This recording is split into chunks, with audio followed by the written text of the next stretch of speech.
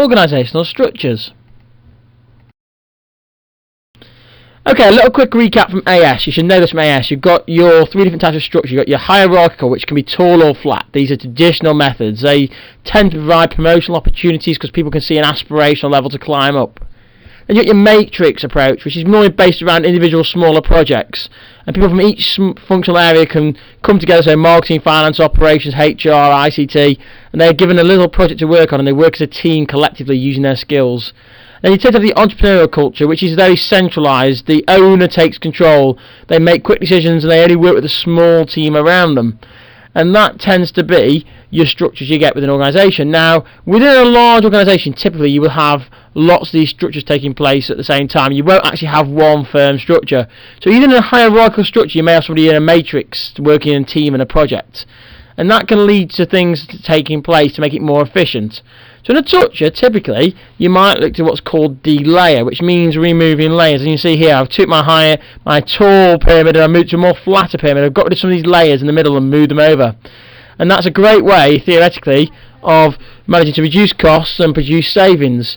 It's seen as a way of making the chain of command shorter, making the business more effective and able to respond quicker to any changes that are required. However, it can be demotivating because all of a sudden you start to put more demand on the managers to have more responsibility. Some of them don't want that. Also, some start to fear for their job. Remember, like Maslow's hierarchy of needs. If you don't feel secure in your job, then motivation levels drop, and that has an effect on the overall productivity of the organisation.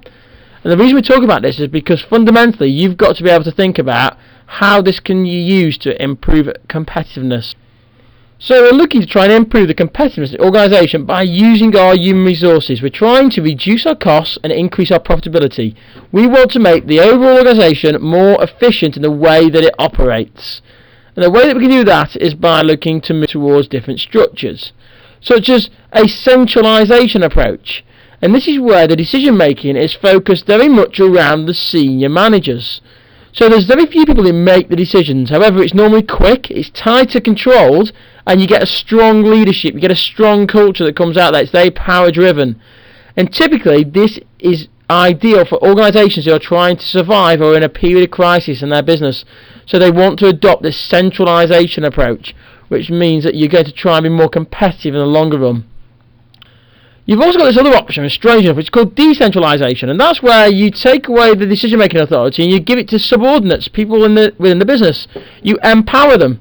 Now, typically, this means that your senior managers they can concentrate on the strategy, the corporate decisions that need to be made. That tends to increase the motivation lower down because you start to empower your employees. Your subordinates feel more responsible and more empowered. And you get delegation, so theoretically you can respond quicker to short-term issues. However, you've got to consider that some employees don't like the fact they're being empowered, and you can lose that lack of vision from the top.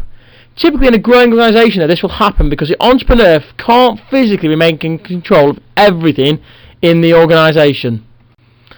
And that's where it moves to this flexible workforce. To be more competitive we need to be more flexible, and that's where we get these things called outsourcing and home working. Now, outsourcing is where you give the business functions to another organisation. You may pay them to run them on your behalf, and they typically sign a contract.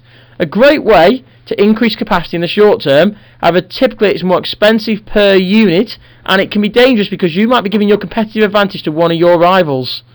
Home working is a newfound project really, which has come about because of the height and increase in fast internet and home broadband. It enables people to work from home, perform their jobs adequately from home without the cost of bringing them into the workplace. Theoretically, you can have multi-sites without having to pay high overhead costs.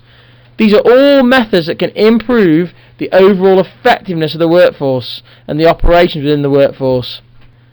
Okay, that's it. You should now be aware of the organisational structures and how these can be used to improve the overall competitiveness of an organisation. Don't forget you can follow me on Twitter at BeeBusinessBee and check out and subscribe to my YouTube channel.